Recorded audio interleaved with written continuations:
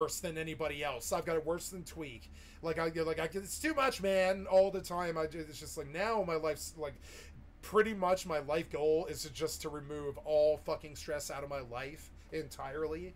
Or I will die. You know, I will just die. But no, they'll always just push you. They'll always do things to you randomly. It doesn't matter what it is. Like, people have always just they can see that I'm capable of handling pretty much anything, so they do throw stuff at me. It's stupid. It drives me crazy. It's just the shittiness of the human race. They can't live their own lives or whatever, so they gotta come fuck with yours. It's just stupid. Yeah. But anyways, yep, and so I will buy a moped, and I'm in the moped stage of my life, but in the next 5 or 10 years, I'll be back in that $50,000 fucking Nissan again, and I'll be rolling up to my ex-girlfriend's house being like, yo, what's up? Got me a nice $50,000 car. You want to roll to the 5-star? Or maybe we get a B&B, something like that. And I don't even want to fuck you. I just want to spend time with you, 6 hours, something like that, in a room. We'll watch YouTube. I don't care, right? Girls love this. If you have the confidence for it. Like, I used to use this ploy a lot. You just fucking, you slide in their DMs, and you're like, yo, I got this like, you know, luxury sedan. I got me about a day. I got a 5-star. I already bought it. I'm chilling in this motherfucker. Here's a picture. I used to use this ploy a lot. You want to hang out? And yes, they do. Yes, they do. They're like, you have a 5-star hotel a mile away? Yeah, I do. I have a 5-star hotel room a mile away. That shit works. It always works. It's hilarious. It works. They're like, well, can we order room service? You're like, yes. Yes, we can. Never had a problem with girls. It's that the security, I'd never really valued it that much. I feared success, and I didn't value the security, and I like living my life like a fucking hobo. I always have. I don't care about being poor. I don't care about being rich. I'll do either. I just want to live and have fun. I don't care about money like the rest of the idiots on the fucking planet. I just don't care. Now, I care to have enough money to buy the fucking cheap-ass, you know, $2,500 moped. So I work, you know. But I don't, or you know, well, now I'm on disability, but I mean, like, that's essentially the same thing. Instead of working, they want me to take their money and, you know, and essentially stay out of the community, and that's what I do, you know. It sucks, but it's true. So I'm going to spend 1/4 of my yearly income, you know, on a fucking moped, because I was a deferred adjudicative felon by the age of 17. I've caught 4 deferred adjudicative felonies, and I do not, you know, I guess you could call me a felon who can actually still get a job.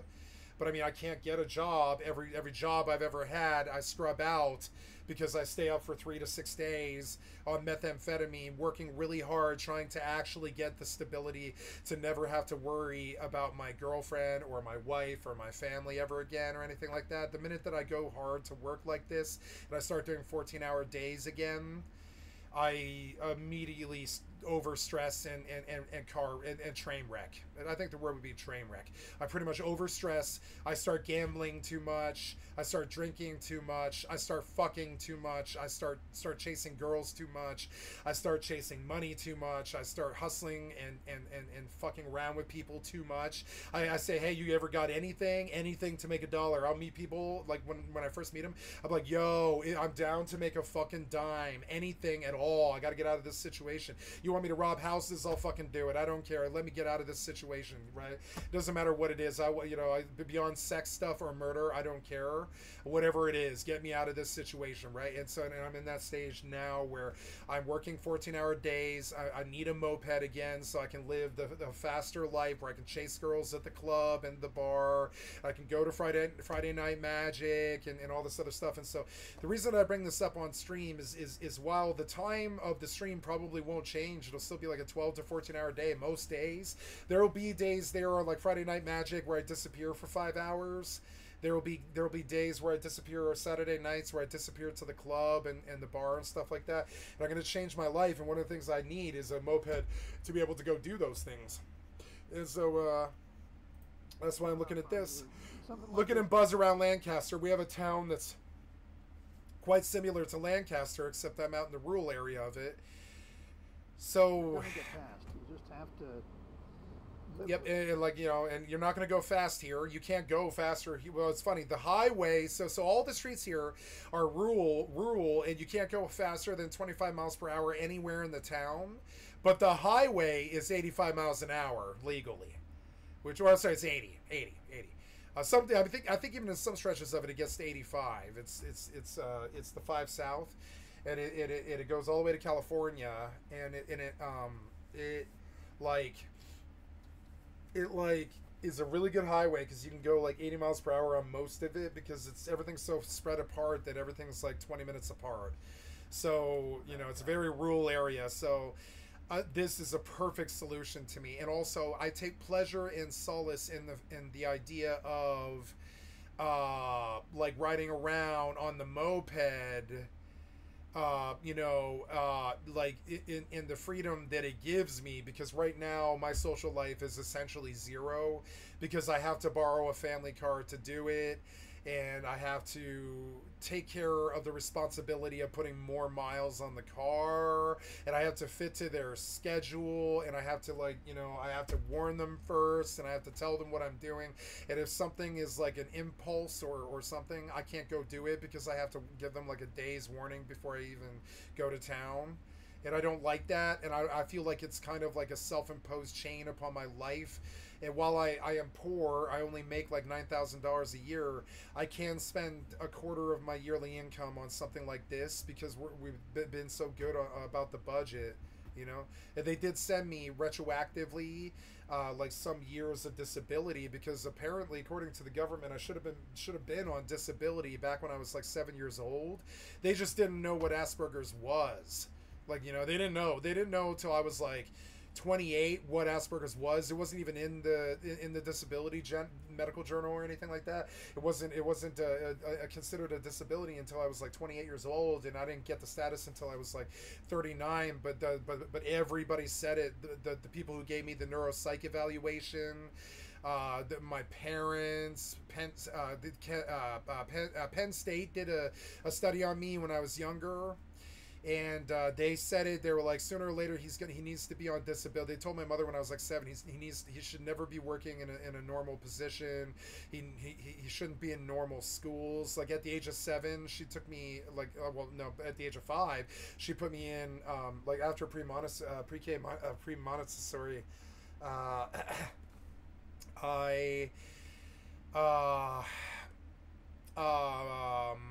I went to a Moravian school, which is a very prestigious private academy called Moravian Academy, and it was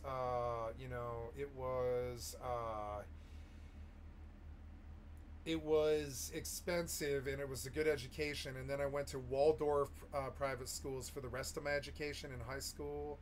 And I did public school from 6th until the 8th grade. And in the 6th grade, I was already getting in trouble. 7th grade, I was doing okay, but it wasn't so good. And by the 8th grade, my parents had divorced. I was smoking cigarettes at the age of 13. I was like unruly and completely. I was like the Cash Me Outside girl. I was totally like an uncivilized person. I had no control. I would just play video games from 3:30 in the afternoon until like 1 in the morning.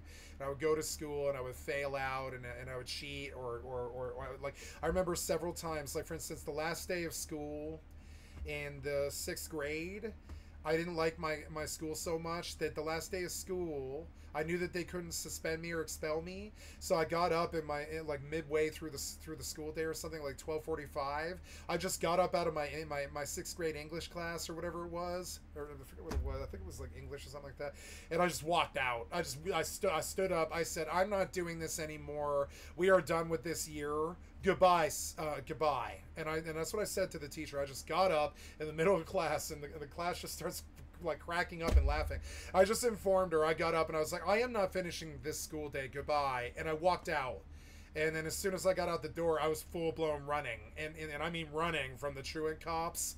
You know, I ran. I full blown ran from the truant cops and got away too. Like, you know, like this, seriously, I got away. Like those fat ass fucking school cops. You know, fucking, they were after me all the fucking time for fucking like truancy and all this other shit, right? But I mean, my life had devolved to like 13 hours of video games after school every afternoon because we were so poor. We were living off of like a like dollar fucking like you know, microwave meals and stuff, and living in the garage with a bunch of cats because we were just destitute. And like, and I just couldn't handle it. I was like, well, I don't have stability. I can't afford food. I can't, you know, buy video games, so I'm just gonna steal them. I can't, you know, it was just like a shitty way to live. It was like abject poverty and squalor is just like a shitty way to live, you know. And I couldn't really handle it, so I just, you know, like I just left. I stole a car and I ran for California, and I got busted at the game store selling my Nintendo 64 with my friend Steve. That was something that I did. I ran from the truant cops the last day of 6th grade year. And that was crazy, and they didn't catch me, thank God. But I mean, they knew what I did, and I didn't come back to that school the next year. They moved me to a different one. But like, you know, because they knew it just wasn't working. And like, you know, you know, I changed my name like 5 times when I was a kid to like Fiend. I ran like different names. Like I called myself Ross for a while. I called myself Phoenix for a while. I called myself my nickname for a while, and I was like, do not use my full name and all this other stuff for a while. I called myself Scott, like Scott, for a while when I was a kid, and then later when I was a drug dealer, I called myself Scott. And the only reason I did these things is not because I'm some weird psychopath, sociopath or something like that, but because I moved schools like 25 times when I was a kid. And I got so tired of people. My real life name is not a normal name, and people tend to mock it or mangle it or make fun of it and stuff. And so I got so tired of being the new kid in school after the 25th school or something, between the age of like, I don't know, like I don't know, like 9 and 14 or something. I changed schools like 25 times or something like that, or less than that. It was like probably 15, but it was a lot. It was like way too much. I don't know if you ever been new kid in school, but most people can't handle that once or twice. I couldn't handle it all 15 times, and I just fucked up by the 8th grade. I am not ashamed to admit I had skipped so many days of school that they full-blown forced me to fail the 8th grade. And the only way I was able to continue and not repeat the 8th grade, and not because I'm stupid, but because, and you know, it's not because I'm stupid, it's because I skipped so much school that year to just not be in school and not be tormented by people that I didn't know, who constantly wanted to make fun of my name, or, you know, slightly pudgy. So they wouldn't call me fat, but they, you know, I just wasn't that attractive when I was like 10 years old. You know, I didn't get attractive till I was like, you know, 16, 17, something like that. But then I came into my own, and I got my oats, and I sowed my oats, and I was prom king, and I was lead singer, and all this other stuff. And I had a face that did drop some panties. You know, I did okay.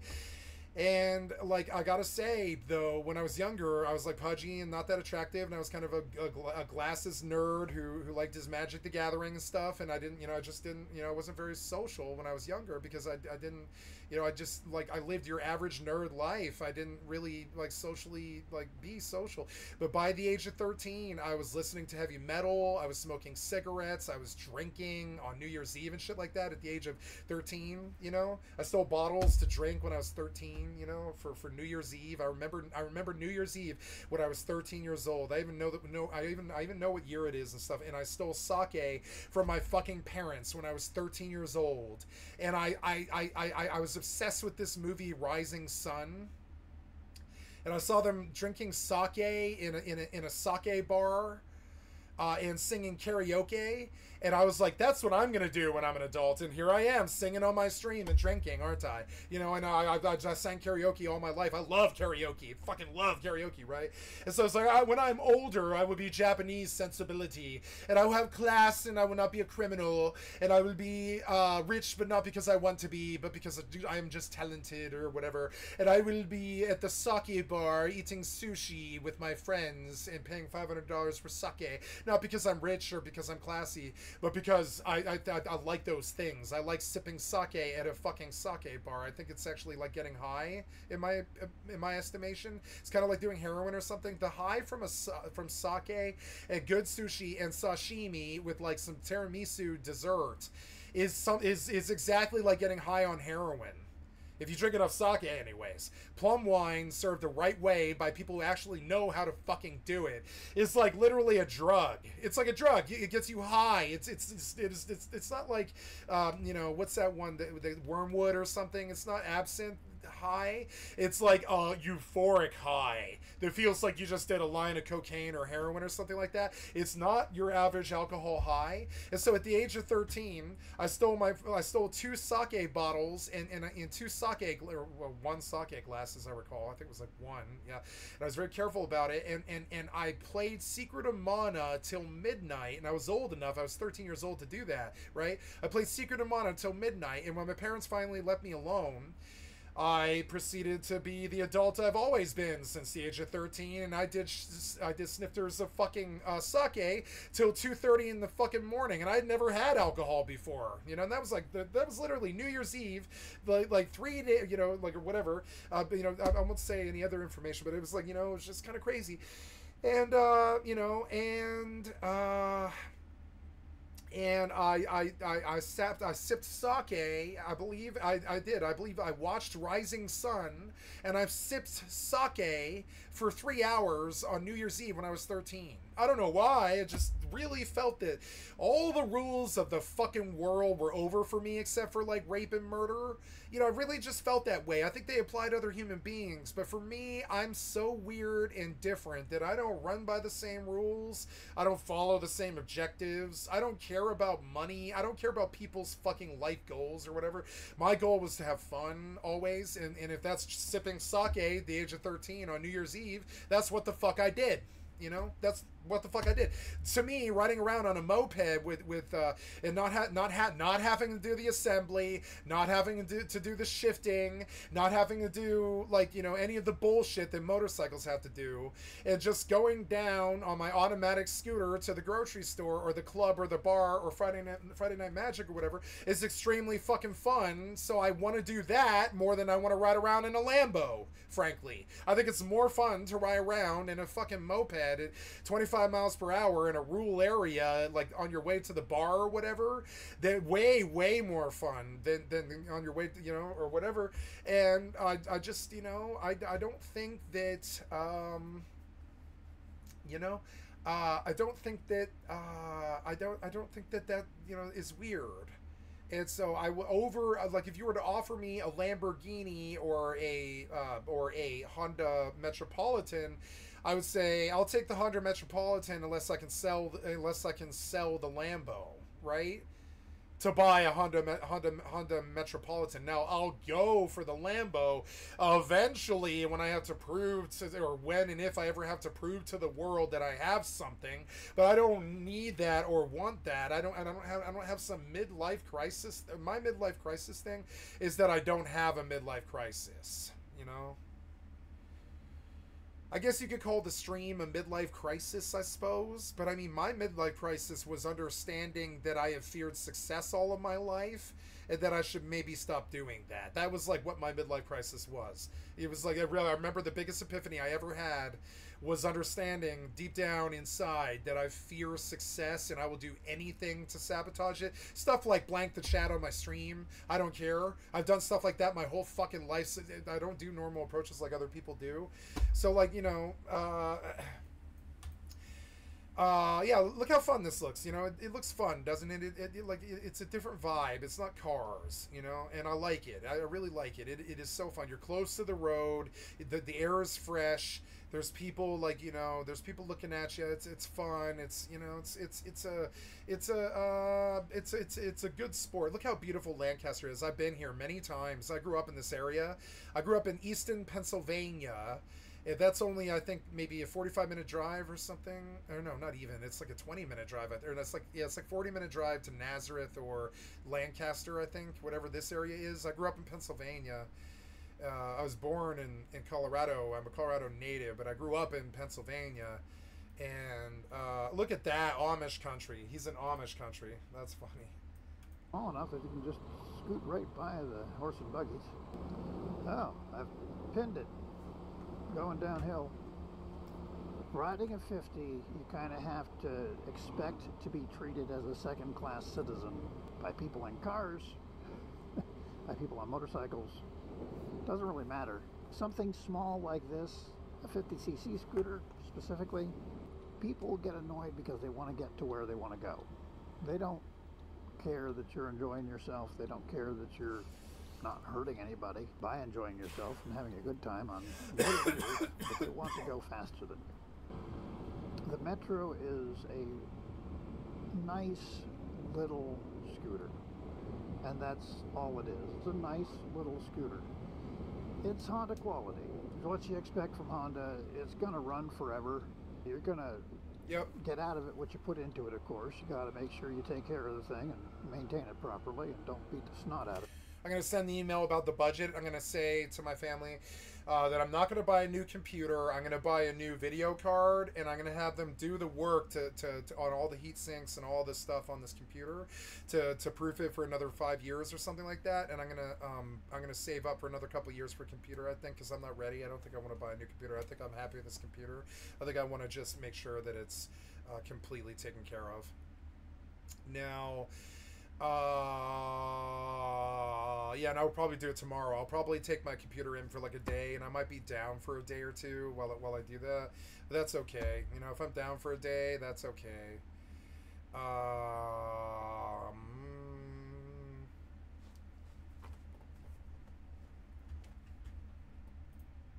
Comfort-wise, I did 15 miles on the thing, which took me about an hour.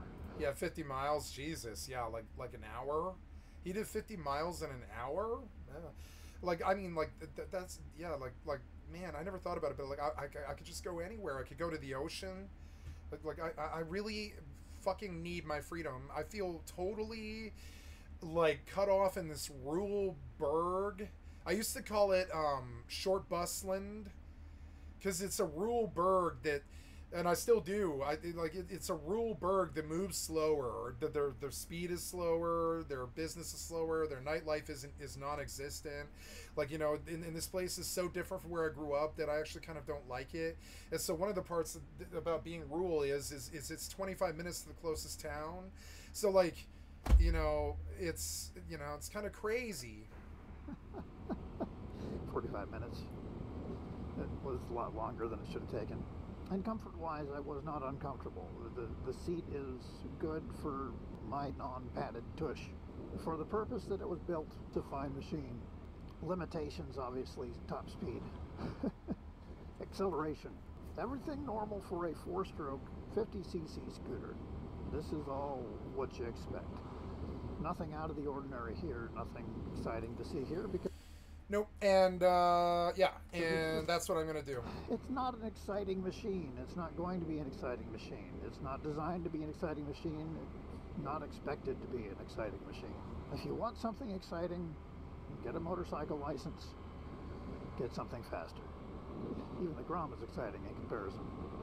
But if you are patient, if you are willing to let it be what it is and not try to ride it outside of its capabilities, it can be a lot of fun. You can take one of these things across country.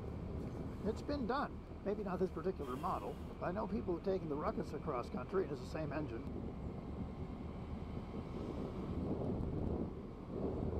Come on, go. Go.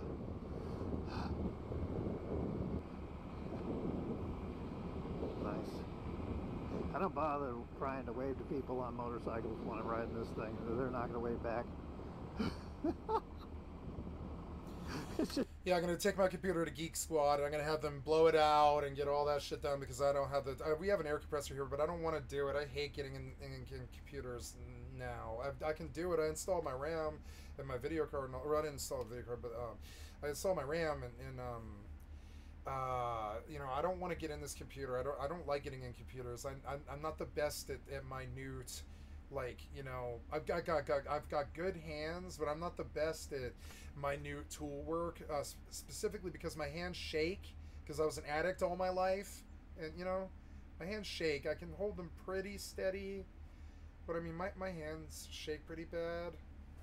I have good hands, you know, but It's not worth it. and so I don't want to get in this computer, and I don't want to buy a new computer because I think I don't need one. I think I've got the same stats as the brand new computer's got. So I'm gonna save the $3,000 rigmarole. I'm just gonna have this thing, you know, future proofed, and get all the heat sinks replaced and done. And I bet it might take like a week or something like that. I might take a week off and get my computer like, I don't know what they're gonna, probably take like a day or two. But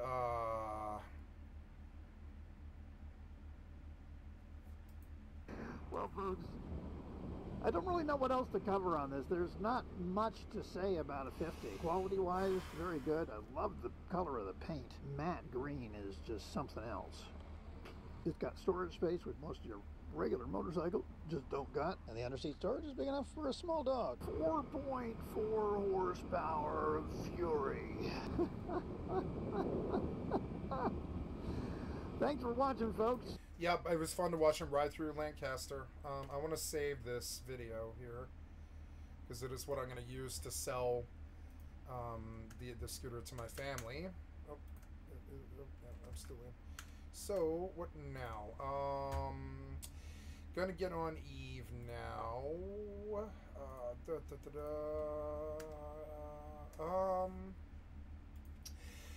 So I am gonna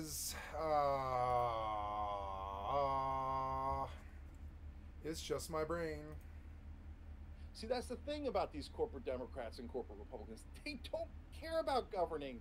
They're like, hey, no, they don't care. They don't care. Feinstein, no. Pelosi, McConnell. I love Chank. They're just widgets. They're just actors. We tell them what to do, and then they do it.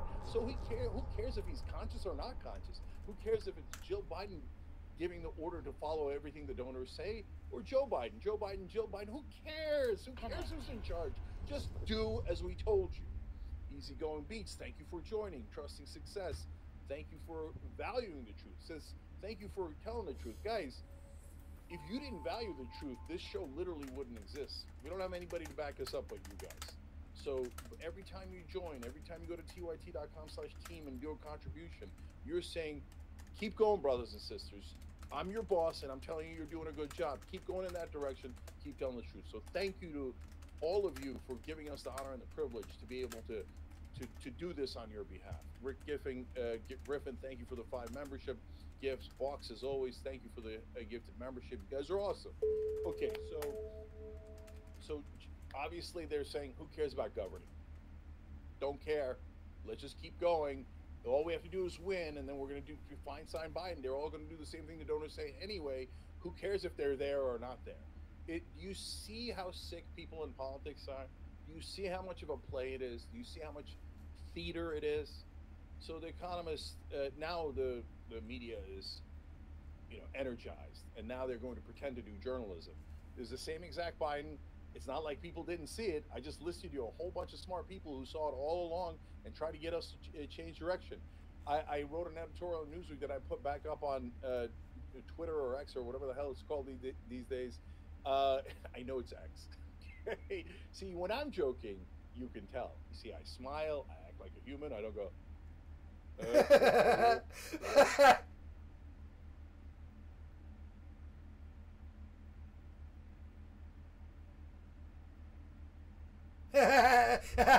Joe, what is it?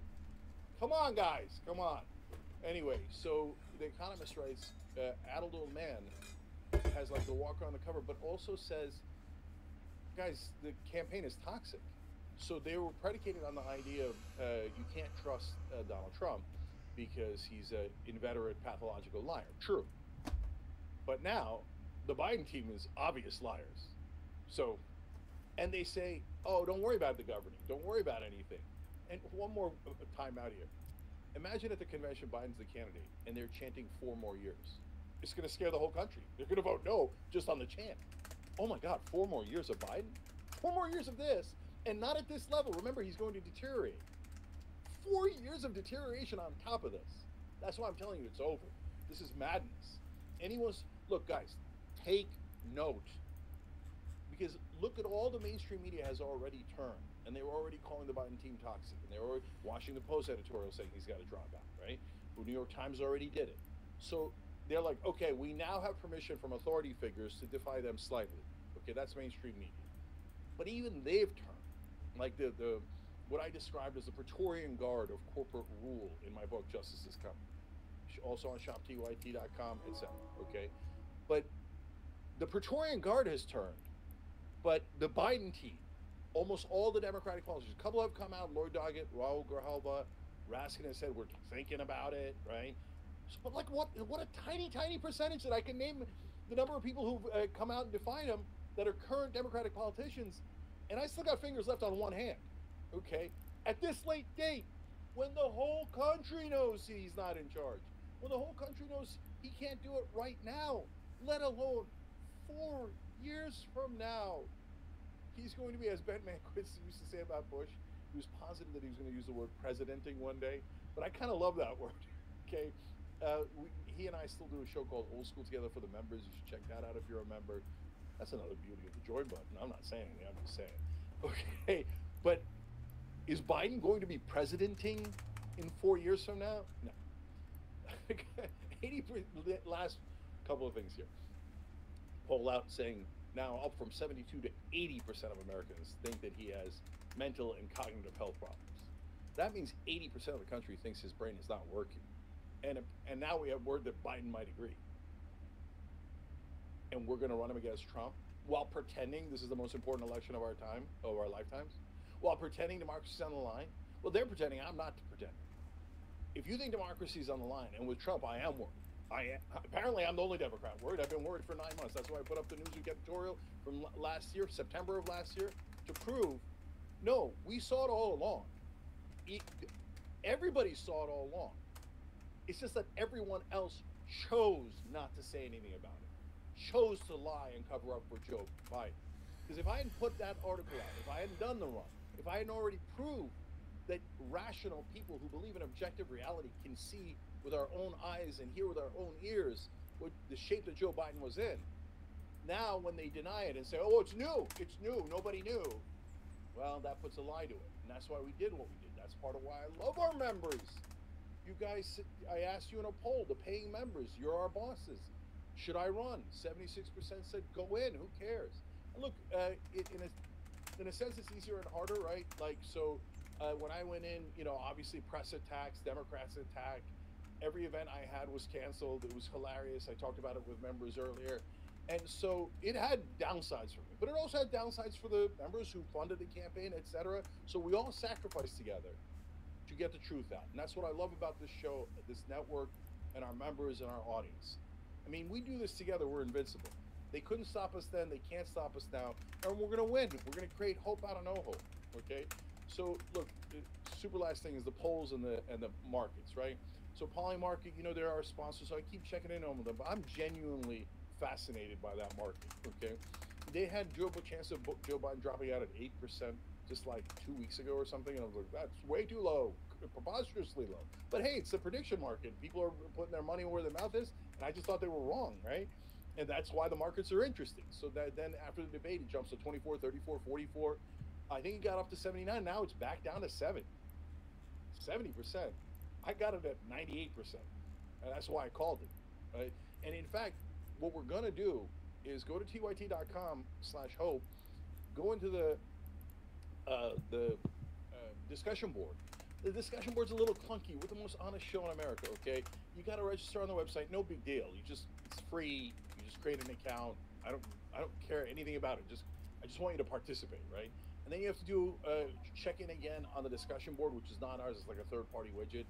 The most honest show in America. So it's a little clunky. It'll take you like 20 seconds, and you might, if you're an old man like me, you might be slightly annoyed. How's this for not selling your own website?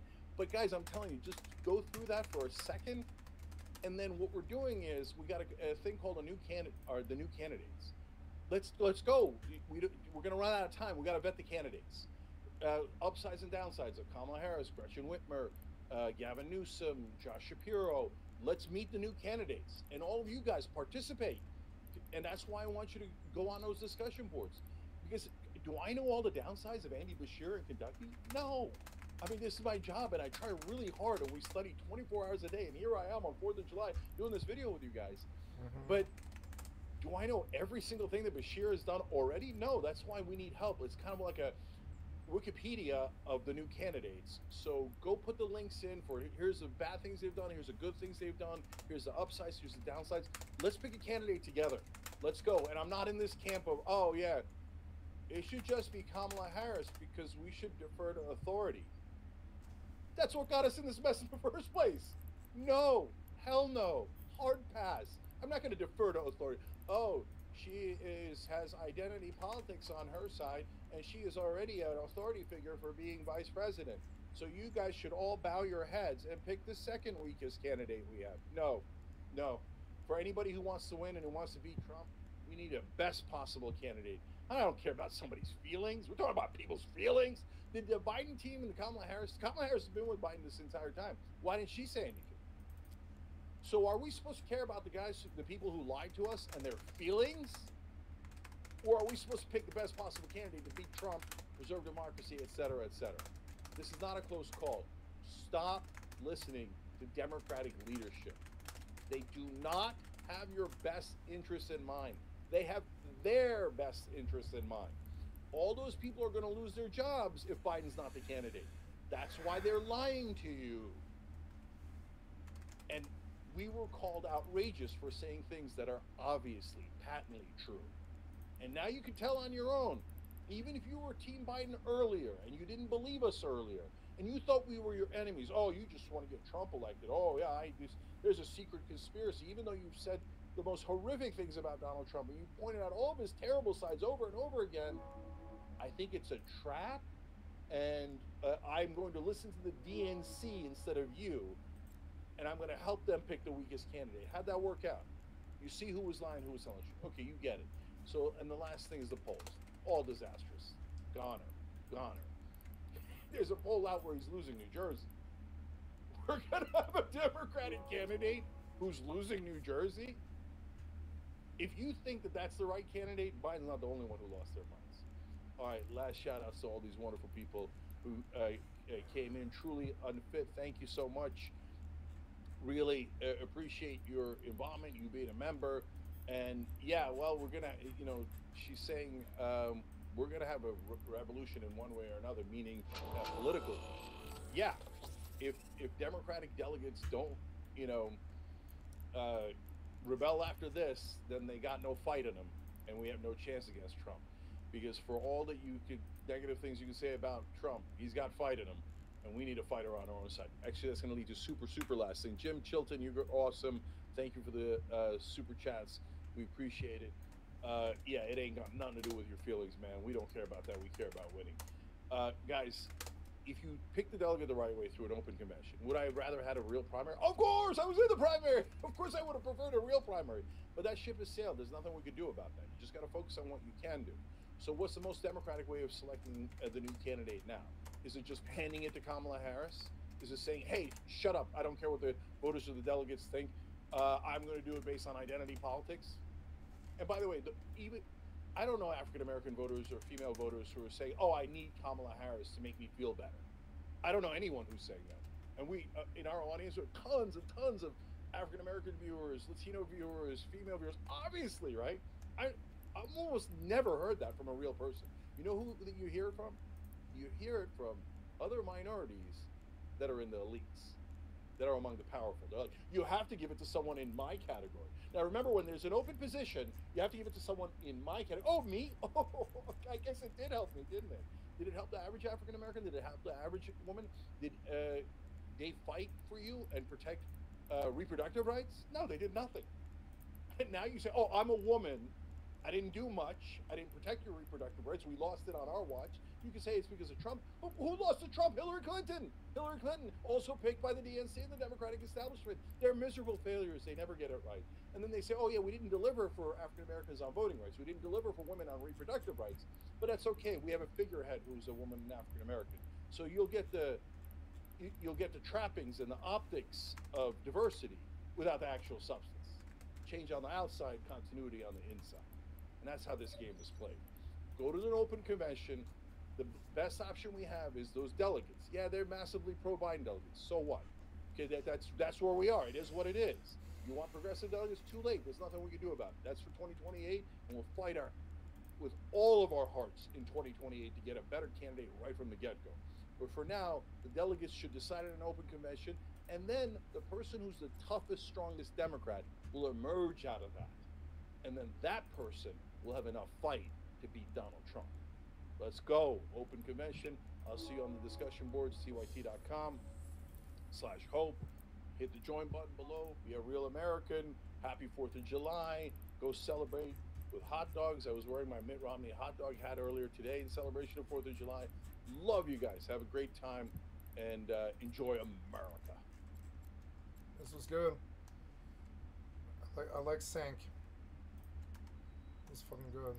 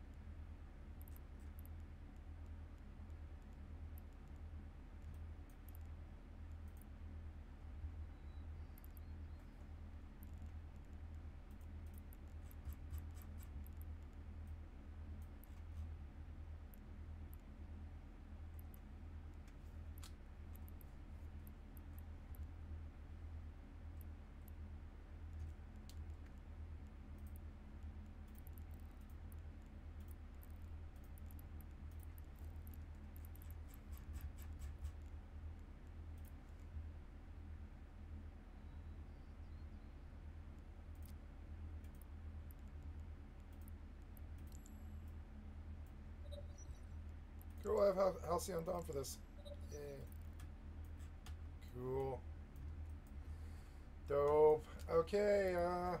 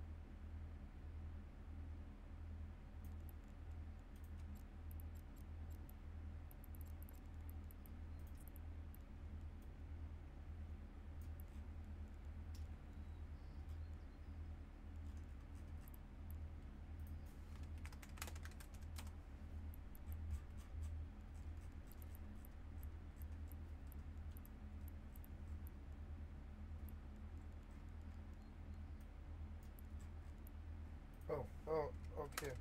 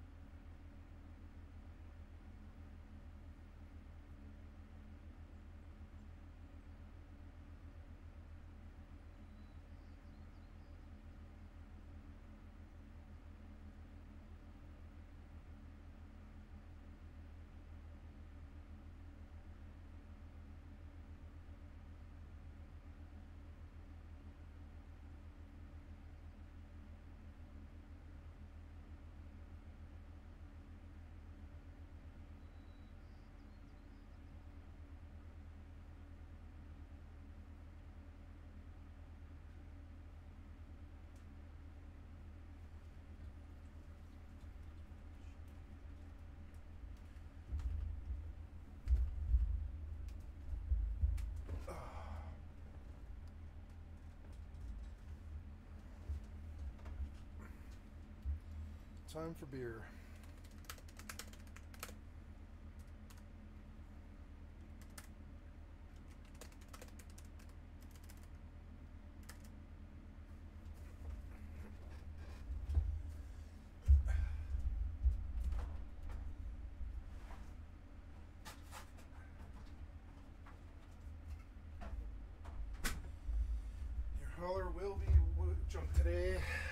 Not badly.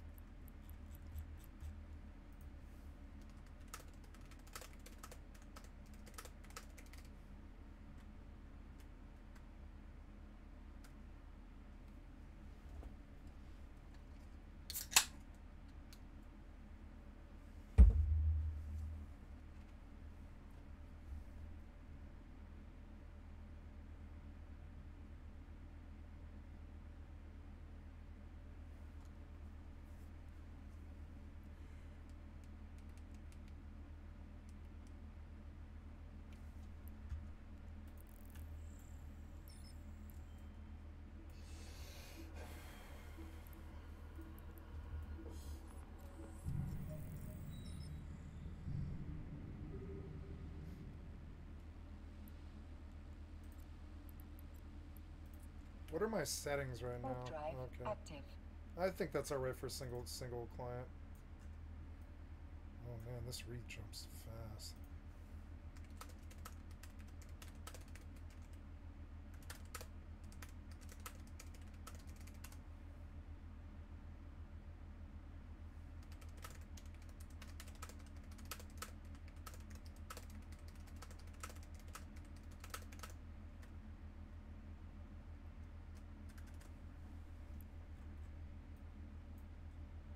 Oh, duh, right.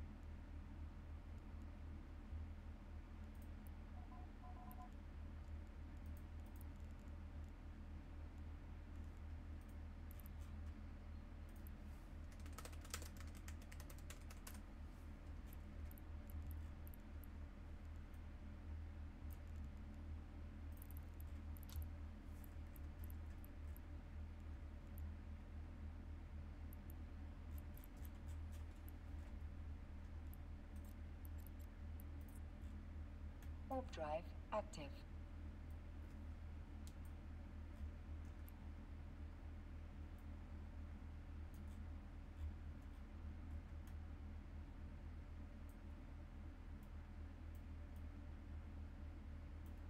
Fuck, this wreath looks awesome. I'm glad I'm doing this. I'm gonna turn on the ambient music. I'll probably turn it down like halfway.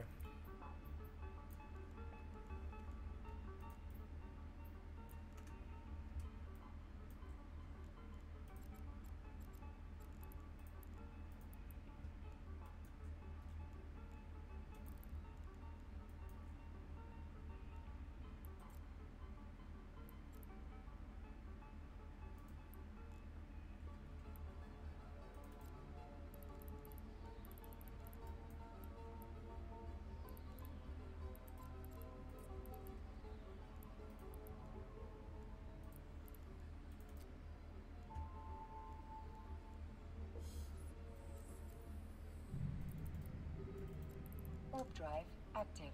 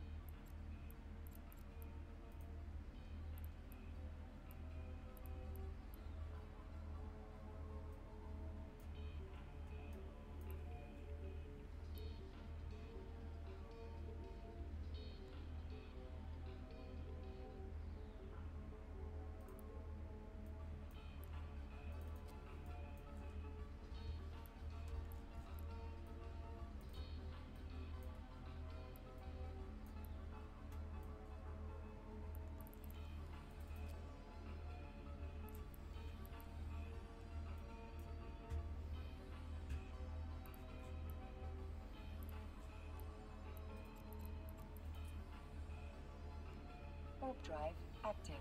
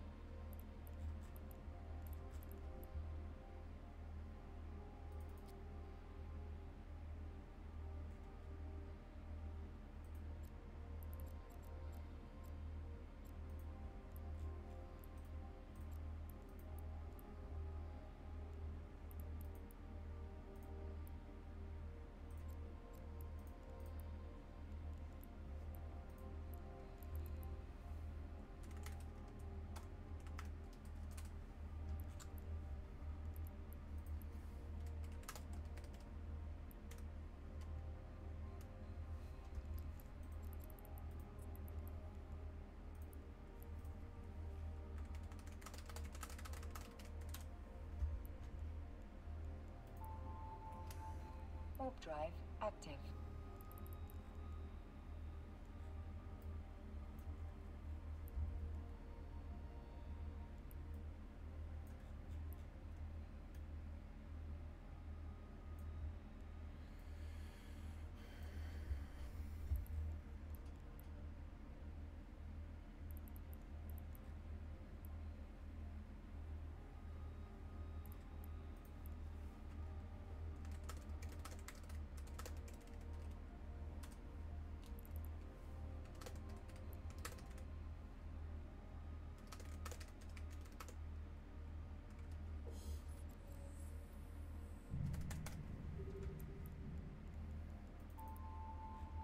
Warp drive active.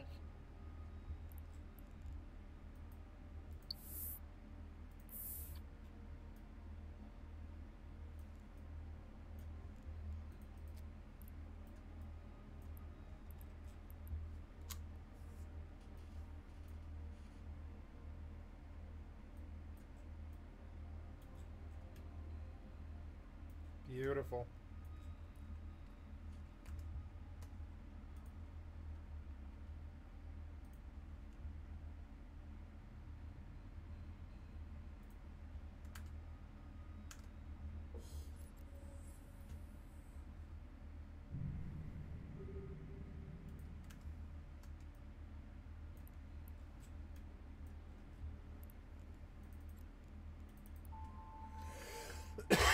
I like the sound. Active.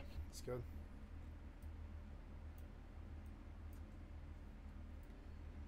But if I'm maining Eve, I'm just gonna go full fucking settings.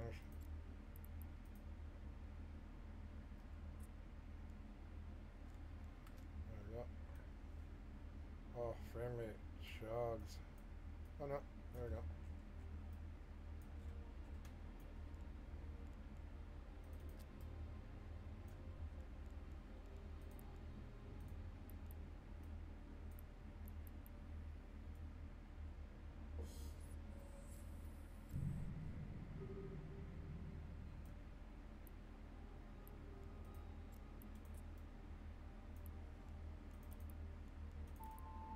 Warp drive active.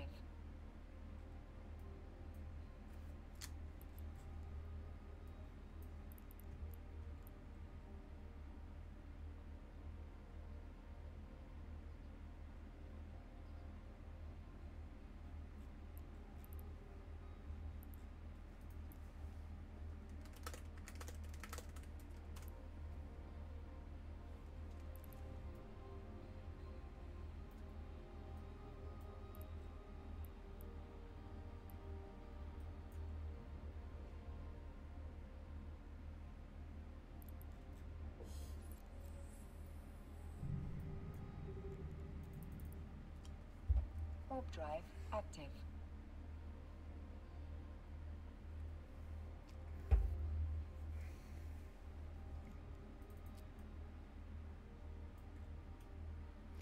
I love this wreath.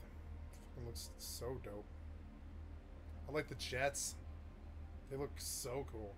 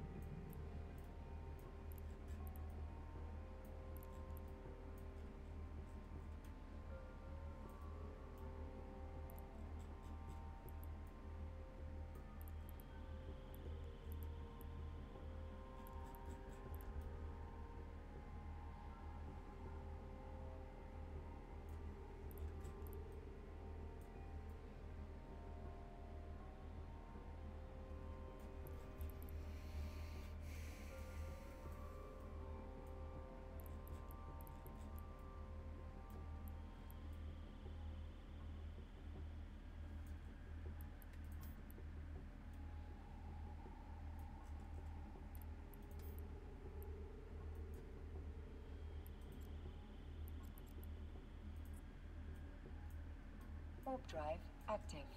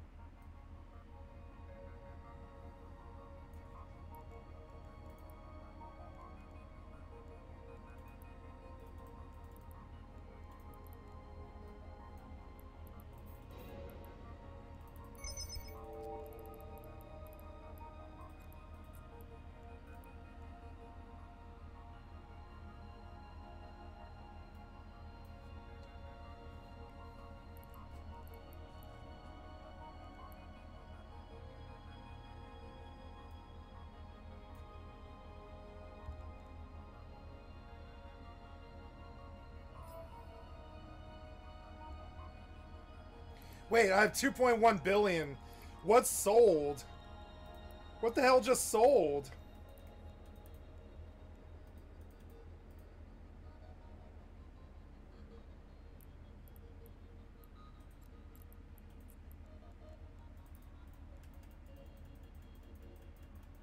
Why won't you load? Why are you freezing?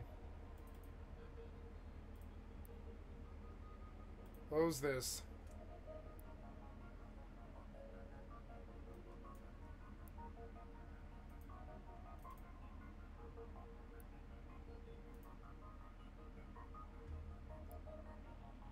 Open my wallet.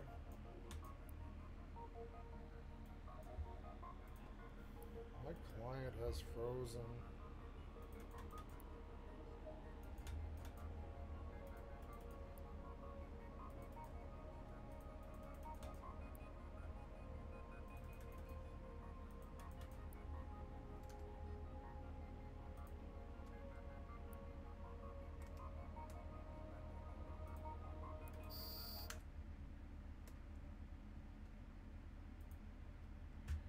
I opened my wallet and it froze my client.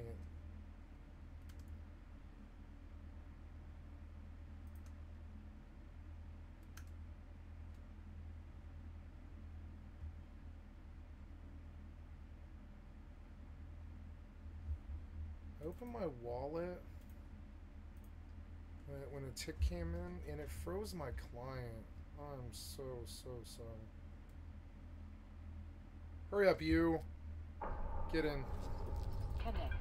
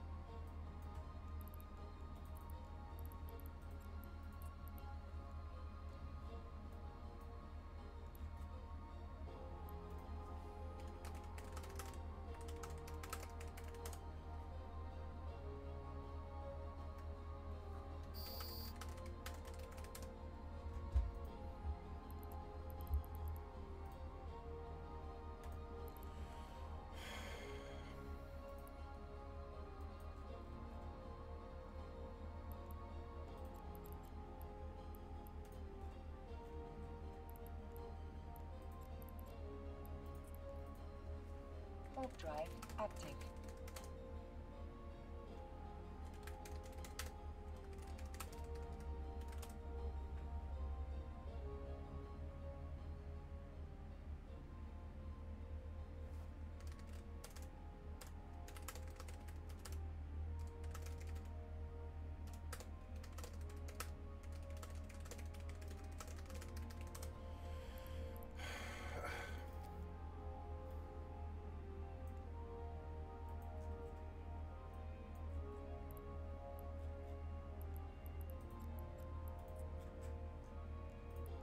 Warp drive active.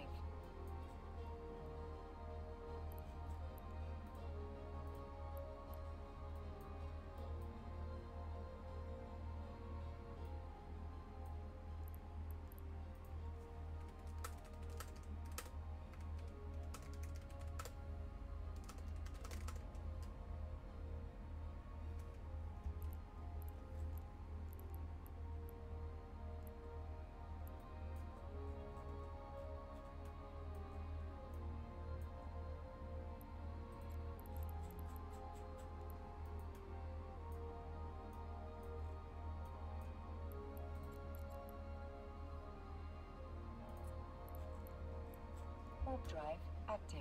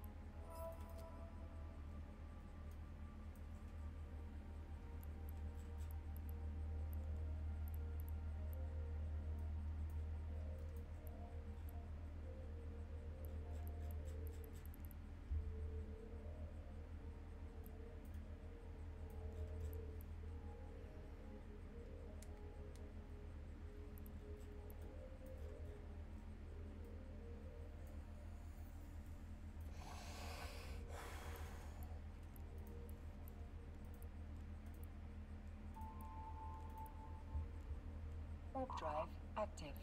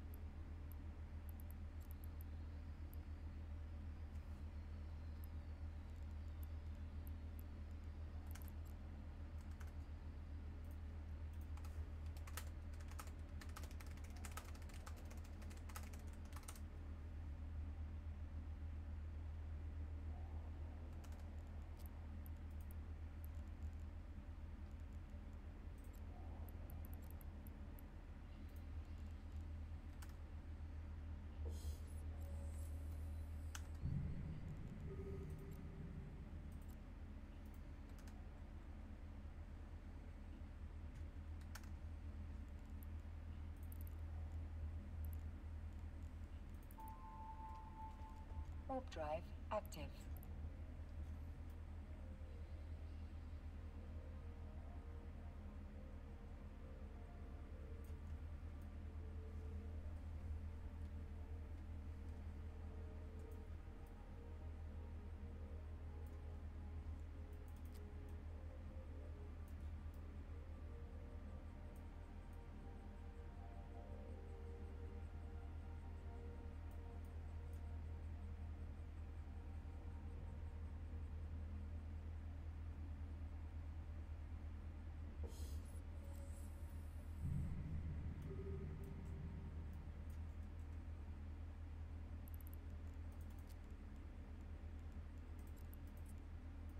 Warp drive active.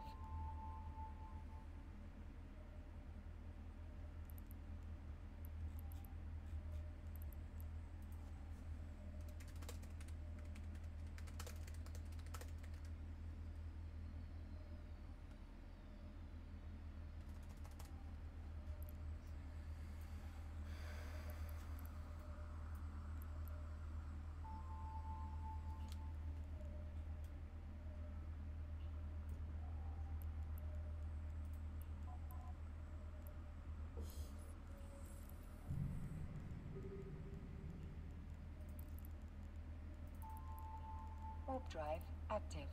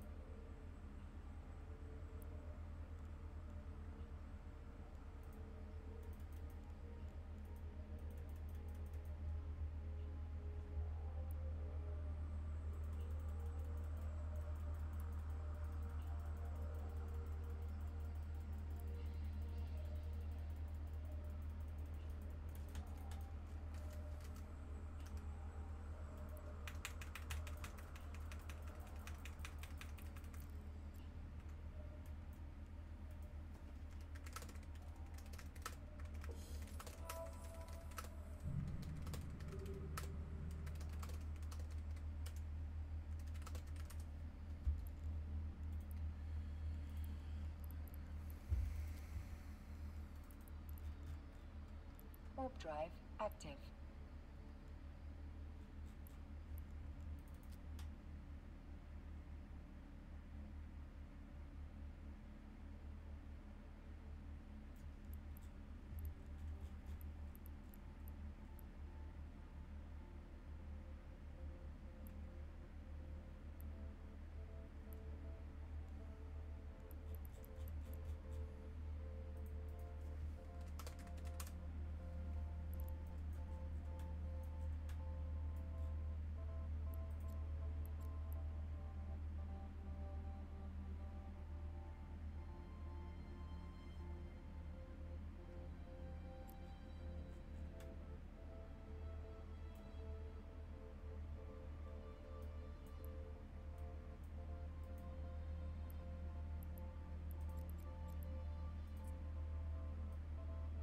Warp drive active.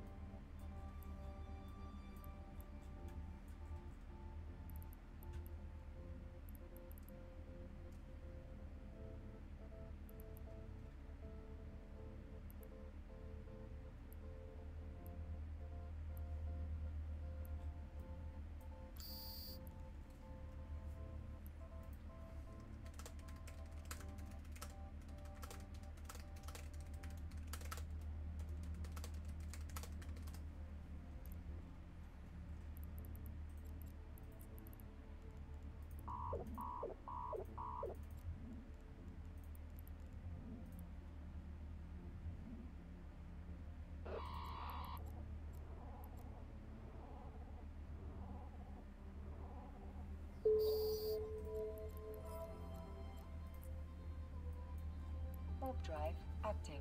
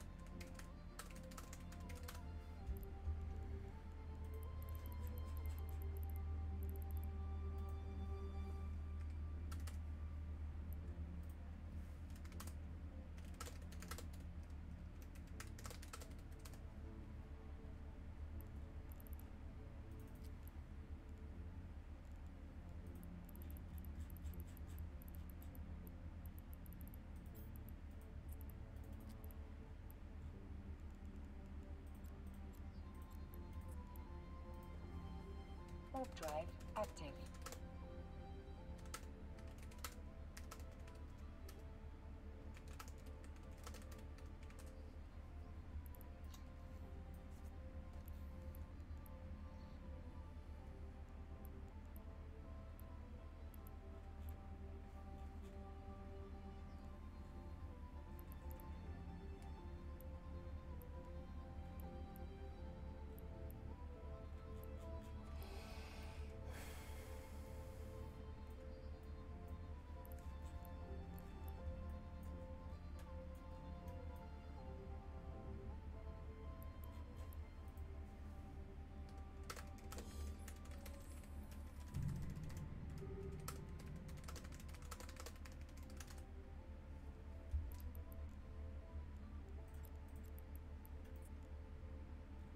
Warp drive active.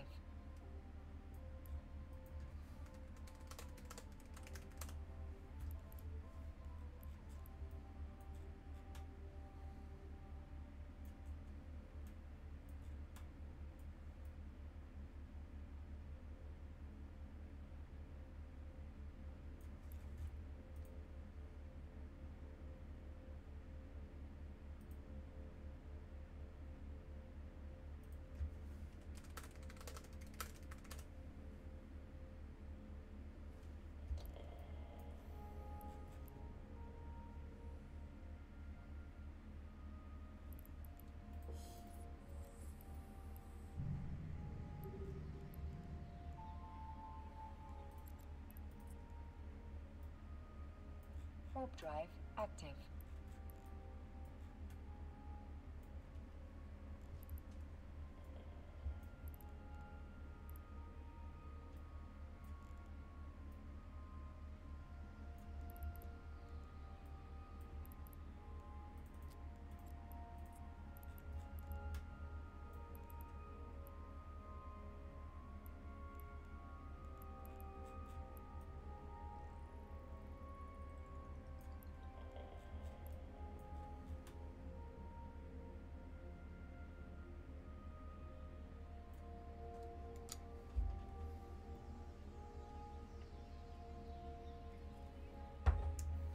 Docking permission requested.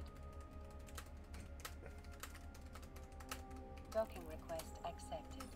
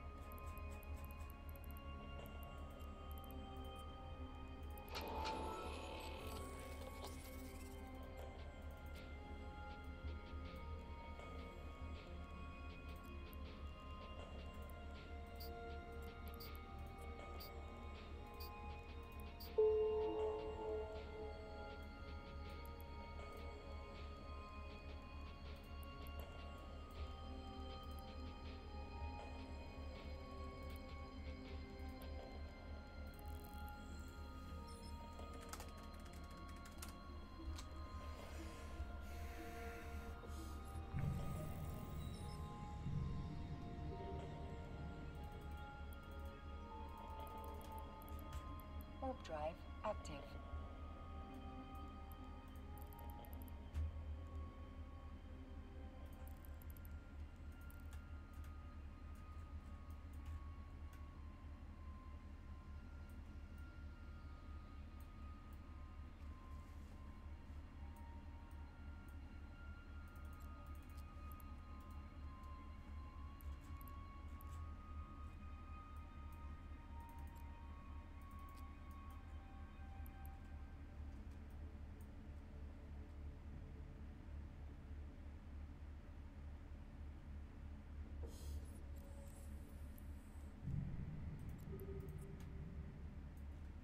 Warp drive active.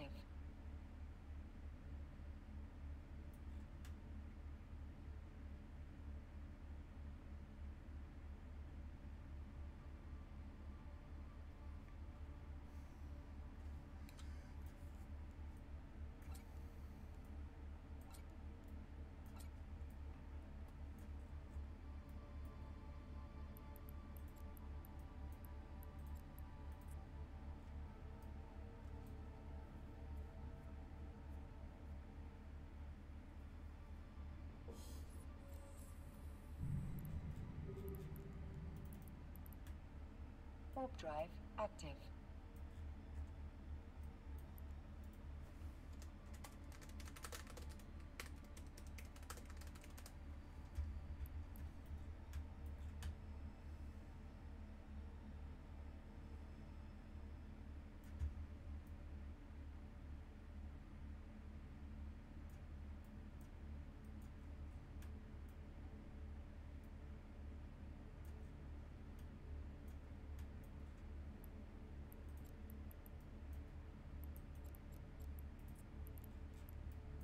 Warp drive active.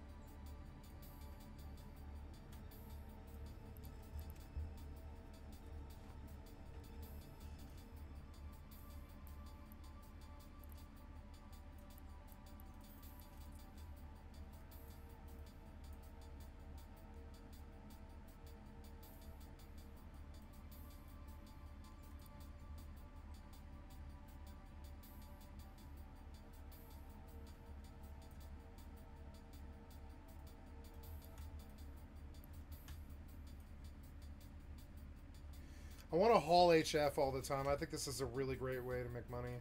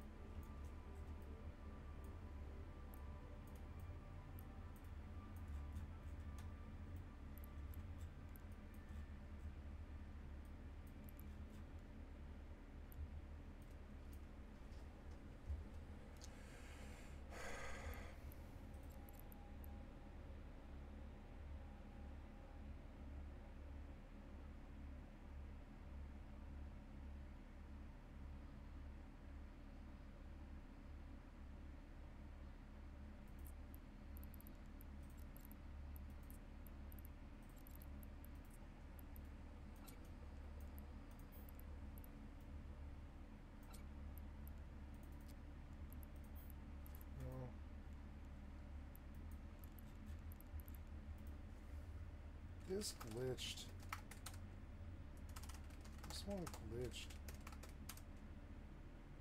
It wasn't me. There's 4 containers here.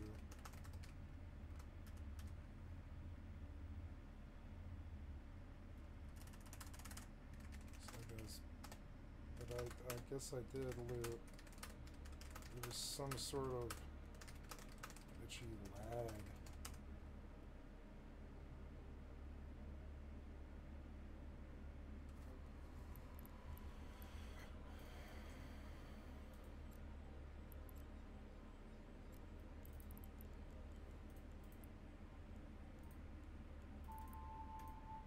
Warp drive active. Yeah.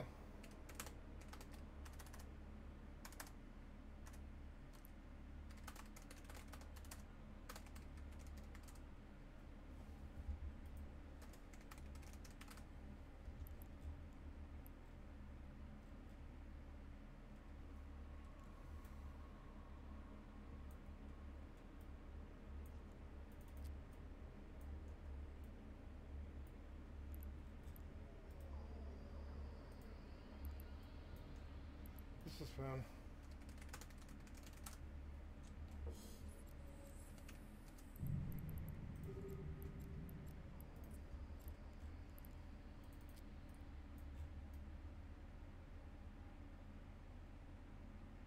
Okay, that was HF. I made like 60 mil or something.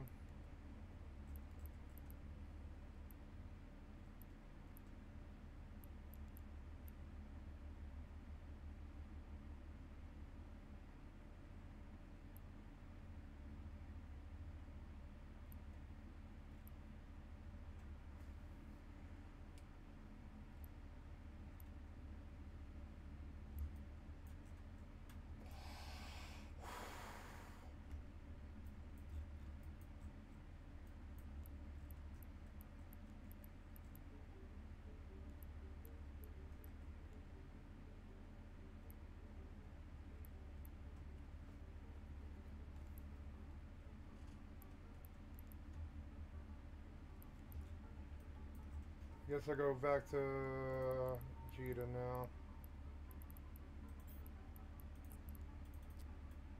Warp drive active.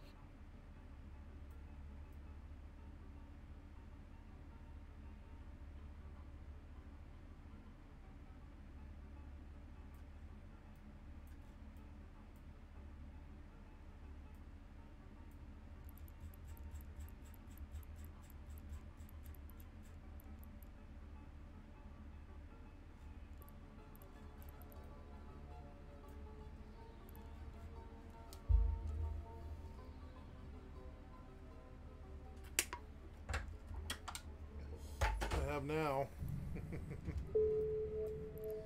Yep. Yeah, definitely. Heiden's done.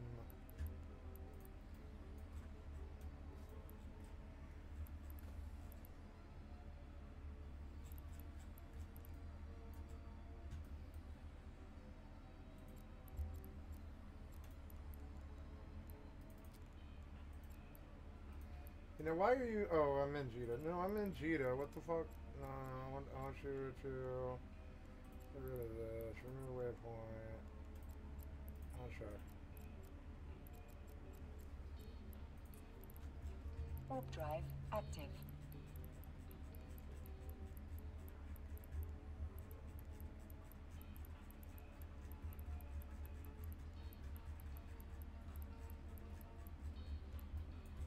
I want to haul HF.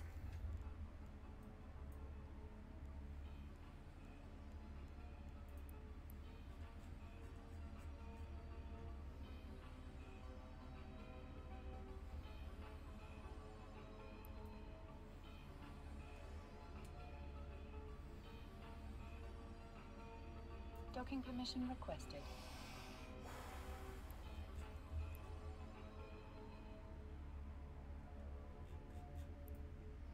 Docking request accepted.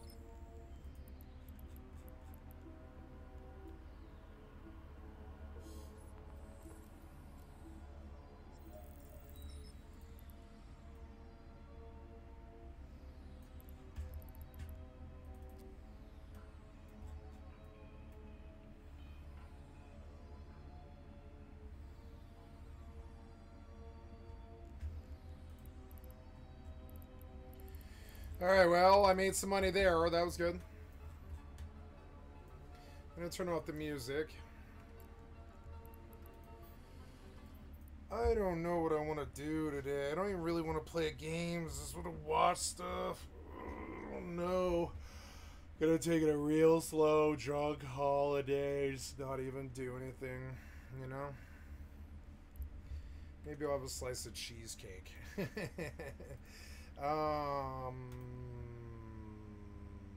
Night City, Pure. We're fucked. Trump is immune. Trump is immune. Oh my god. We're fucked. Yeah, I would say so. Now, you're muted, but I want you to come here. Oh, no, wait. Now, you wanted me to come to channel content. Sorry, no, I want you to come here. And, huh? And mute, and mini player, and, yep. And, okay, and now...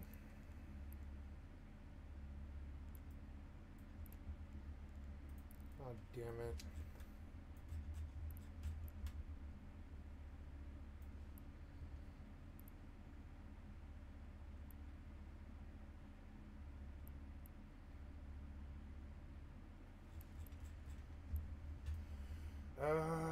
I want to go out to...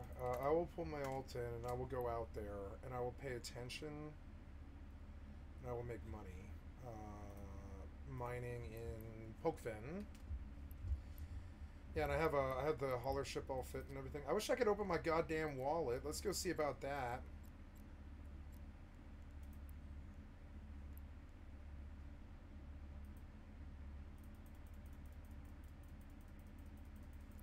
There, get out of the corp wallet. Wow, I've made 17 billion in the last 30 days. That's insane.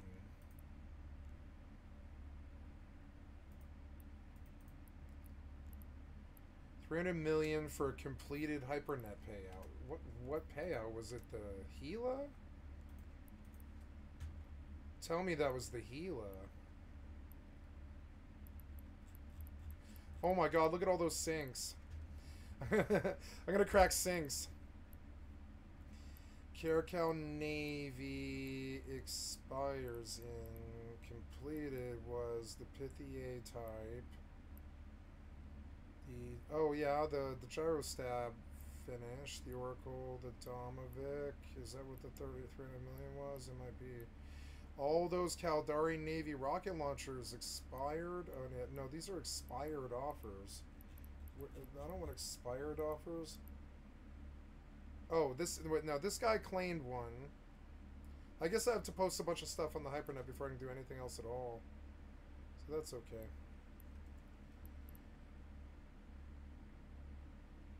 Nice, that guy bought that, huh? Yeah, so I had a lot of money come in from the HyperNet. Jesus Christ.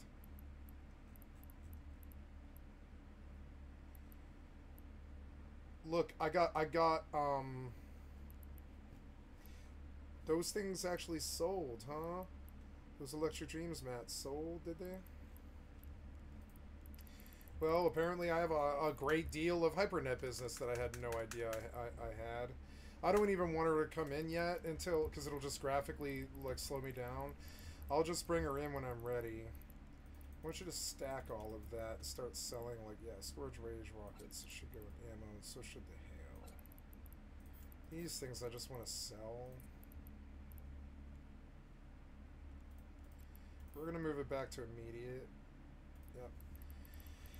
Now, I guess some of these accelerators really are selling, huh? Some of them are expiring, but some of them are going, I guess. Or no, I guess I didn't have any luck with those.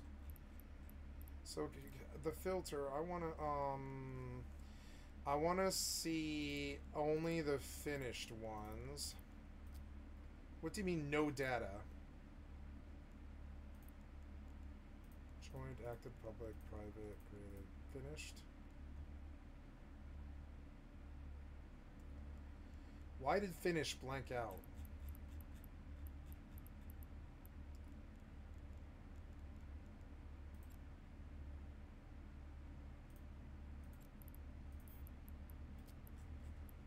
think end time is better. Yeah. A stork. I've only got one bid, but it's not coming up. So, oh yeah, HyperNet start syncs on this APOC.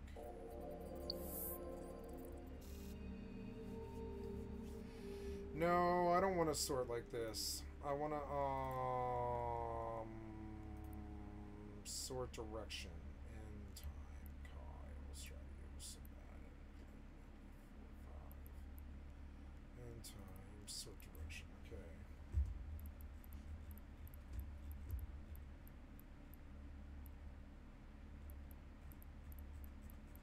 Okay, I think end time is better because it gives me an idea of like what's current. Yeah, so this one expired. The Pithy A-type expired, did it? Oh no, but I reposted that. Now I have another Republic Fleet Gyrostab. I am making money off the fucking HyperNet like left and right. I think I need to keep doing it.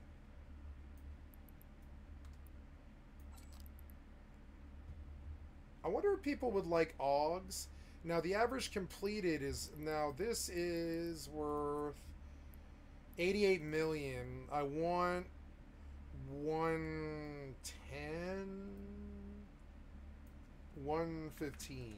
So there we go. And the HyperNet, yeah, the HyperNets are, oh, estimated is 97.3. So let's, and I mean, that's a profit. And the 15 markup. Yep. And for 14 mil, you can take a swing at Republic Fleet Gyrostabs. Yep. And then I'll try and be better about this, and I'll just learn as I'm going. I love the HyperNet. It totally unlocked Eve for me.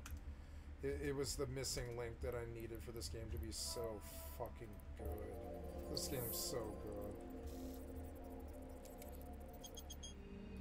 No deal on the Caracol Navy, but it'd be nice if I did win. Hit them C-type for 820. I think I will take some of these cheap-ass bets. Yeah, I'll take a cheap-ass bet on all of these.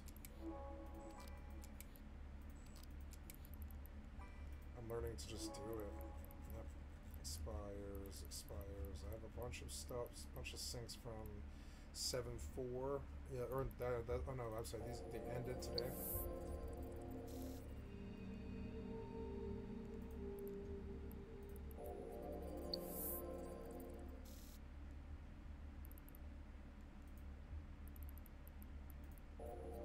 Come on, Gila. Gila's the one I want. Oh, sad panda.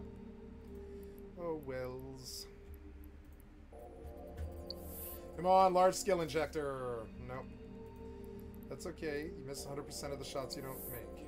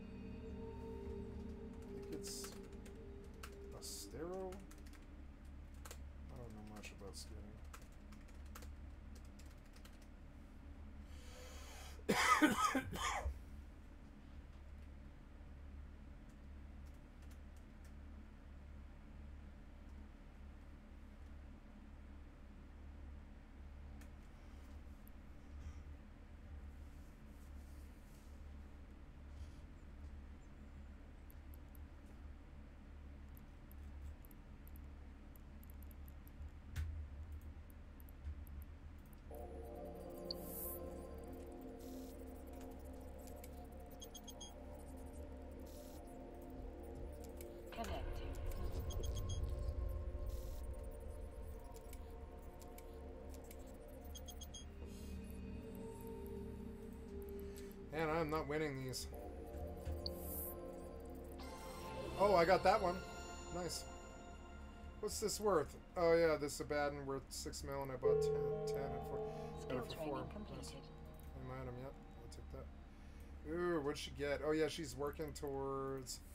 Now she's working on target management.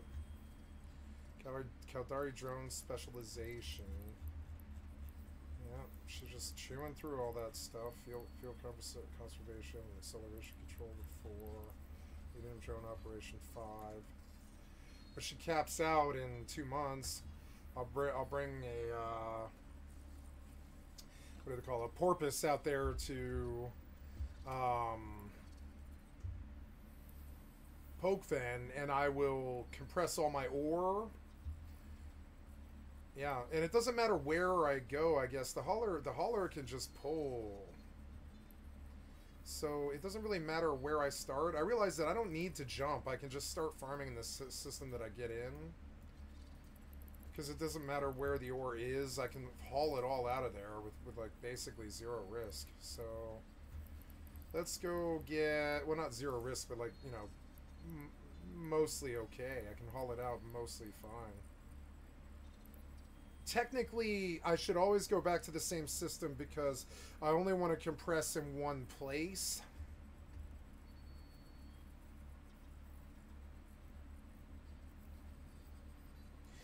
Yeah. Wow, I have like more skins here for some reason. Did I win these? No. I placed them on HyperNet and they didn't sell. Oh, her thing's open. Yeah, I want you to close that, please. I hate that sound. Mobile tractor units. Mobile depot. Nanofiber internal structures. Oh yeah, those need to go on that Tristan that I had. Oh yeah, I was gonna take Tristan's out there.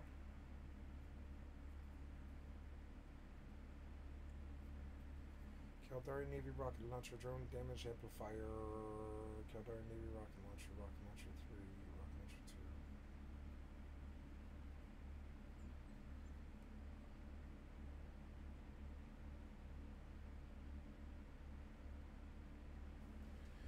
2. Rocket launcher 2 is off of some Gila or something. I'm just gonna sell them. Yeah, this skin, I believe in this skin. I believe in selling it. 413,660, but 133. It's estimated at 295. But on the market, I can get 300. Yeah, $299 for the Domovic Singularity Storm skin. I don't even know how I got this. I think I won I have used this skin, correct? Yeah, I guess I just bought 2 Domovic skins, and they appreciated, I guess. And so I do get to sell this at 300 million, but I want a markup of 325. You say 413. It's weird that the auto says 413. It's very weird. I don't think I want to get that greedy. If I can get a 40 or 50 million. Let's do 360. Yeah. Sooner or later. That's a lot. Maybe on this one we try to let a whole lot of people try and get a piece of it. It's 700,000 ISK, right?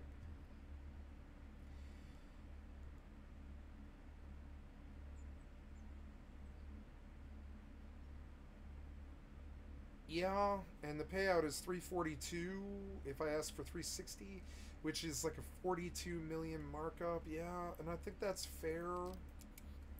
I don't think I'll sell it because it's too... Oh, yeah, activate license on. Sort by group, please. Yeah, and I want to see... Oh, look, these data frag things. So these Electric Dreams mats are selling now.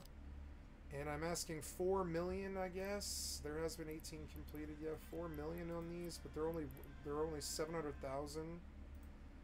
181, huh? I want to place another buy order here for a whole bunch of more. 180. No, I want to place at 180, 700. And I want to buy like 1,000 of these, and I want a standing order for like 3 months at, I don't know, 200 or something. Or yeah, 3 months, minimums of 1. This will cost me 185 million. I don't really want to spend that much on it, so we'll cut it down to 250 of these. 46 million seems fair. Yep. And I will do some trading there, and we'll try to get this stack here. Like this one's worth 7 million, but the buy orders are a joke. Look, at these will sell. They will sell. So place a buy order for 521. Oops, 521. And I want you to buy like I don't know, like try 100 and see what that is. Yeah, 100 of these. Try, yeah, but we'll buy like 100 of them. Yeah. Good buy orders there, and we'll see what else we can get. Pithy A-type small shield booster for 159. You say 159. The actual market is, nope, sorry. View market details. 147. You want 223, which is a really big fucking markup. 191 is what they usually sell for, but there's none open. 191, yeah, that's a good markup, and it's greedy. So how about 180? Because it's still a really good markup. Yeah, and see if people want a piece of that at 22 million a piece. Yeah, 180. Yeah, I think so. Yeah, that's pretty good. We can understand how to price it for buyers, or sorry, for gamblers. Let's see what this one's worth. 190, 400, and that's kind of subjective. It seems like it might be worth more than that. Yeah, I want to put a buy order and station up for this for. Oh, I don't know. No, I don't want to lock up my money.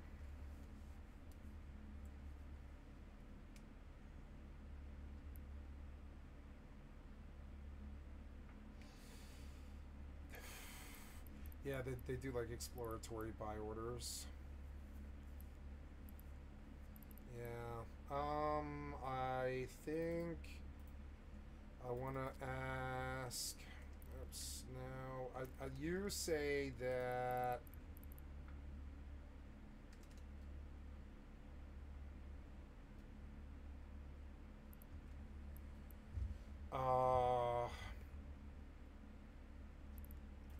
Is there a hotkey for, I mean, in my shortcuts, what is V set as? Directional scan. I can't do that. Oh, well, that's...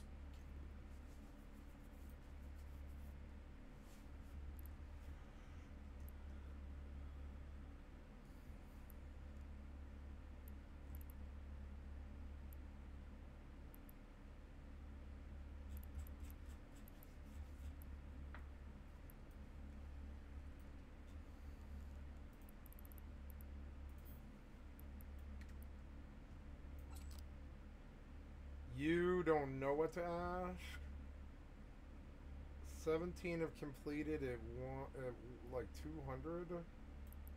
These are 190. So I want a markup of 240.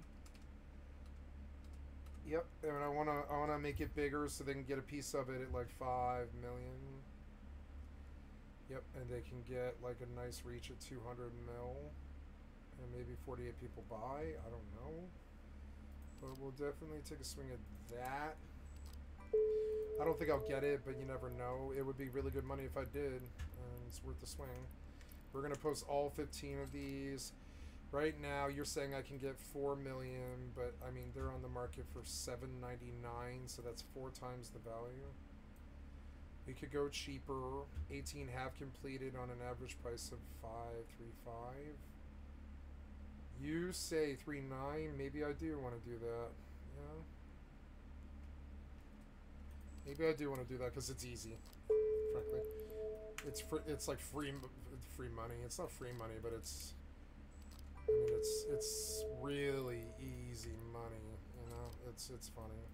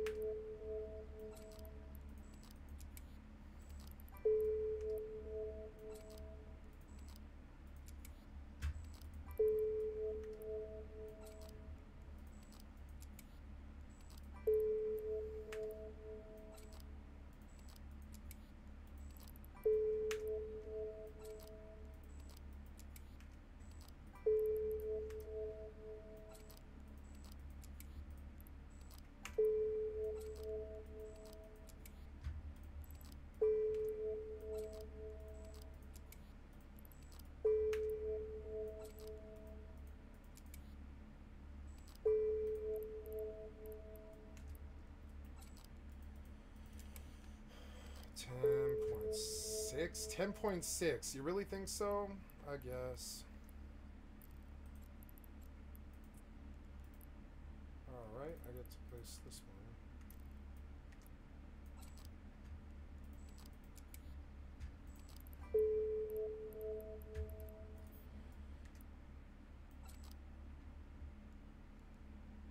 one. $45, huh? You really think it'll go for that? It's 5 mil on a 40. Yeah, I mean, yeah, 5 mil on a 40 I think is okay. They might sell.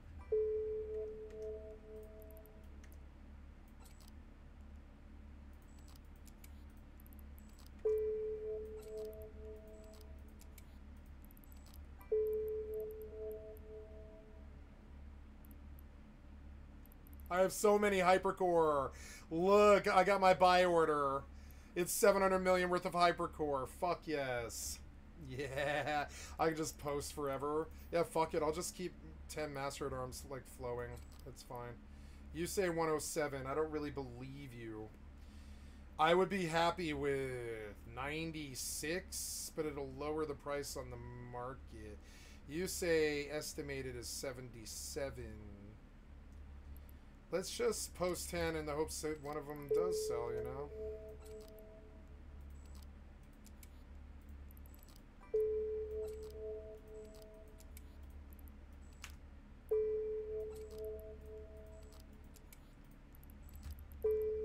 I should have put my Augs back in because I've been just sitting here forever. How long will I be here? I might be here a while. I'm going to jump in my Augs now.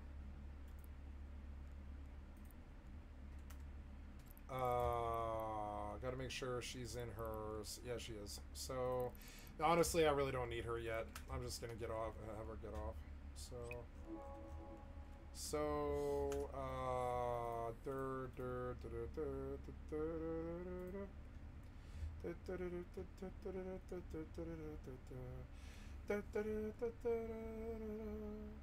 Okay, let's hear. Like, tell me what's going on because I still haven't figured out what the drama is. Off the video by asking, have you ever had kids? Do you consider having them situational disabilities? Well, today's the video for you, ladies and gentlemen. Now, I like to look at situations from a very nuanced take and kind of like look beyond the noise on the internet. That's one of the things that I like doing on my channel. And you know what I like talking about as well? Video games. So let's mix the two together. Now, in the last 2 weeks, a game known as Elden Ring Shadow of the Earth Tree dropped. Okay, a DLC for Elden Ring, which is by far, some people would say, one of the hardest games that you could find on the market. Oh, come on. Hardest games? No, I disagree. This game is not that fucking hard. It kicks your ass all the time, unfairly, because with bullshit iframe stuff and all this, but I wouldn't say that it's hard. I played such harder games than Elden fucking Ring. Elden Ring is comparatively easy even compared to, say, Dark Souls 3. Elden Ring is comparatively fucking easy, especially if you play like a no-lifer. If you are able to dedicate to Elden Ring Full time for you know, we're talking thousands of hours here. We're talking like 5,000 hours here, like I did to Rust, right? You want to fully dedicate to Elden Ring. You're an Elden Ring streamer or something like that, right? I think that it's a really fucking easy game. I think what makes Elden Ring hard is reaching the boss in some sort of reasonable amount of time. If you are willing to, I'm sorry, the last boss. If you are willing to no life Elden Ring, you can just sit at the first bonfire, just like any other RPG, and you can grind and grind and grind and grind. And when they just suck and all die in one hit, you move on to the next bonfire. And you grind and grind, and this is what makes Elden Ring a truly fucking amazing game. But I mean, I didn't think Shadow of the Erdtree was amazing when I beat the fucking game and it wouldn't let me play the DLC without re-beating the game. That's goddamn horseshit. You know? Fuck that. I'm not going to travel 3/4 of a way through a playthrough. That is horribly morally wrong. You know? And fuck From Software for doing that. You know? So yeah, how many of these did I post? I think it was like 5. I'm scared to let them go. I should put a buy order back up for fucking cheap, you know? Yeah, you want to sell them for 107. Okay. Complete is 127 is the average, but I mean, yeah, we can probably sell these if people want to take swings at them, you know?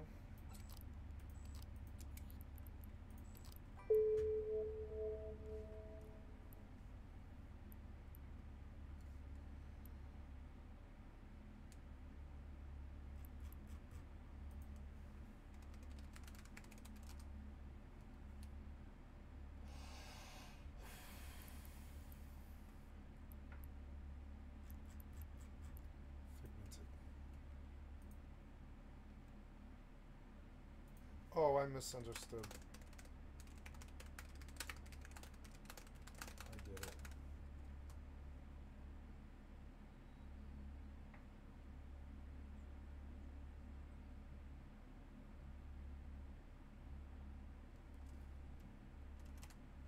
Ganking is only a high sector.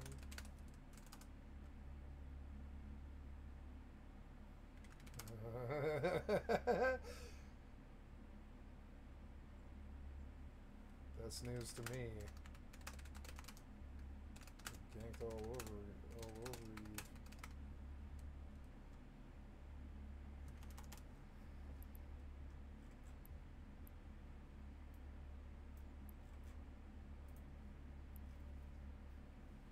People roam the pipelines in Null just to gank.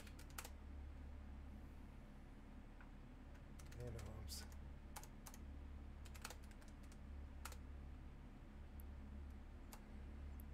know, yeah, like suicide only happens.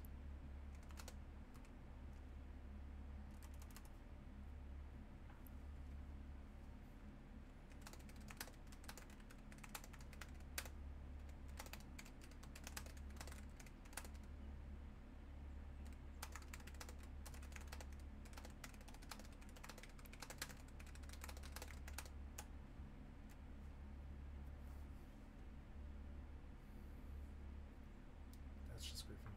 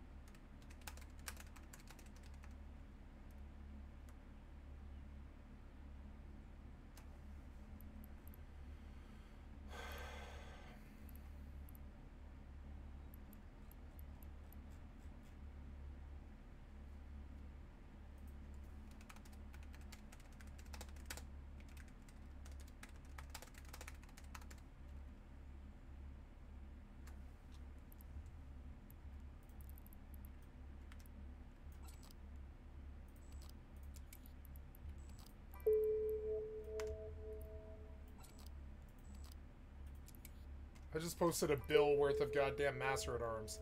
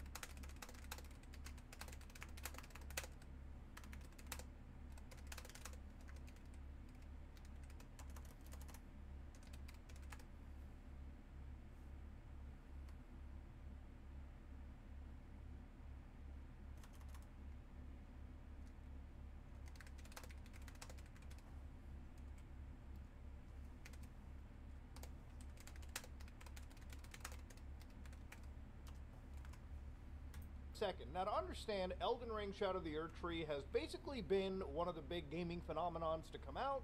People have been playing it, basically prepping themselves for the DLC, going into the DLC, getting absolutely slaughtered, and then coming out victorious after a severe hazing the game gives you.